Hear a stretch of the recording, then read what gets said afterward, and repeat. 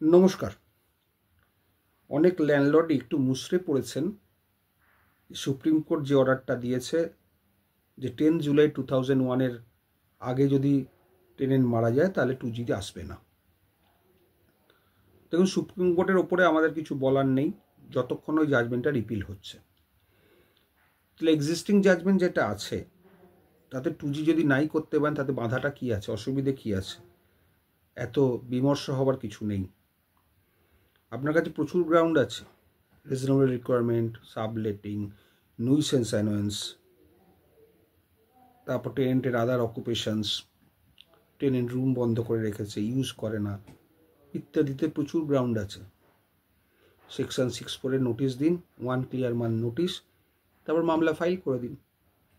একটা 2G মামলাতেও যতটা সময় লাগবে নর্মাল এভিকশন মামলাতেও তাই একই লাগবে।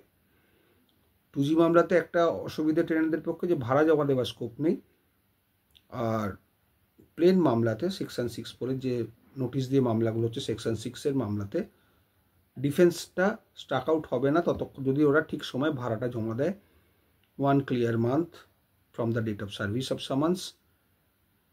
যদি 1 মাসের মধ্যে 7172 করে অ্যালাউ হলে ভাড়াটা জমা দেয় এবং ঠিকমতো কন্টিনিউ করে যায় তাহলে আর ডিফল্ট গ্রাউন্ডটা লাগবে না। 2Gর ক্ষেত্রে আবার এই প্রভিশনটা নেই, ভাড়া জমাই দেওয়া যাবে না, কারণ 2G মানেই হয়ে যাচ্ছে ট্রেসপাসার্স 5 বছর বাদে। এই হচ্ছে আইন। সুতরাং আপনারা যে কোনো মামলাই করতে পারেন, 2G বা সেকশন 6(4) নোটিশ দিয়ে উচ্ছেদের মামলা করতেই পারেন। সবসময় যে 2G করতেই হবে তার কোনো মানে নেই। আমার কাছে প্রচুর ক্লায়েন্ট খুব মুষড়ে পড়েছেন, এটা কি করলো সুপ্রিম কোর্ট, এতদিন ধরে মামলাটা করলাম, এই রকম অর্ডার দিল। যারা অলরেডি মামলা ফাইল করে দিয়েছেন তাদের কাছে একটাই অনুরোধ, চট করে মামলাটা তুলে নেবেন না। নিজেরাই অ্যাডজমেন্ট অ্যাপ্লিকেশন বা বিভিন্ন অ্যাপ্লিকেশন করে মামলাটা বছরখানেক একটু ডিলে করুন। হয়তো আপনার একটু খরচা হবে, বছরখানেক বছর দেড়েক ডিলে করুন, কারণ এই জাজমেন্টটা মনে হয় না টিকবে, এটা আমার অ্যাজামশান। তার একটাই কারণ যে আইনটা রিপিল্ড হয়ে গেছে। এই আইন, নতুন আইন আসার সঙ্গে সঙ্গে 1956 অ্যাক্ট, হেরিডিটারি যে টেনেন্সি অ্যাক্ট ছিল সেটা রিপিল্ড হয়ে গেছে। সুতরাং রিপিল্ড অ্যাক্টকে কীভাবে ফার্দার এফেক্ট দেওয়া যায় হয় না সাধারণত। এখন সুপ্রিম কোর্ট দিয়েছেন, সেটা সুপ্রিম কোর্টের ব্যাপার, এই ব্যাপারে আমরা কিছু ক্রিটিসাইজ করতে পারি না যেহেতু সুপ্রিম কোর্টের অর্ডার।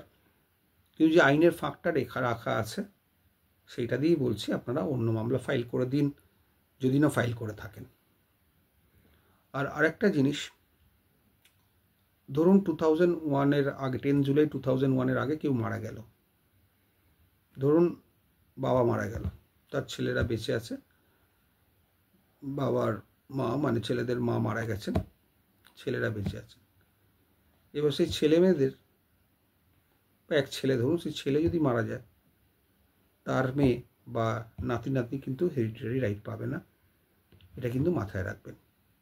সুতরাং 10 জুলাই 2001টা কাট অফ মার্ক ঠিক আছে, কিন্তু তারপরে মরলে আবার কিন্তু সেই একই 2Gতে চলে আসার চান্স আছে। কিন্তু তাও যদি না আসে, আপনাদের যেরকম বললাম আপনারা সেই মতো করুন, একটু বুদ্ধি খাটিয়ে ঠান্ডা মাথায় কাজ করুন, নিশ্চয়ই আপনাদের জয় হবে যদি মামলার মেরিট থাকে। ঠিক আছে, ভালো থাকবেন।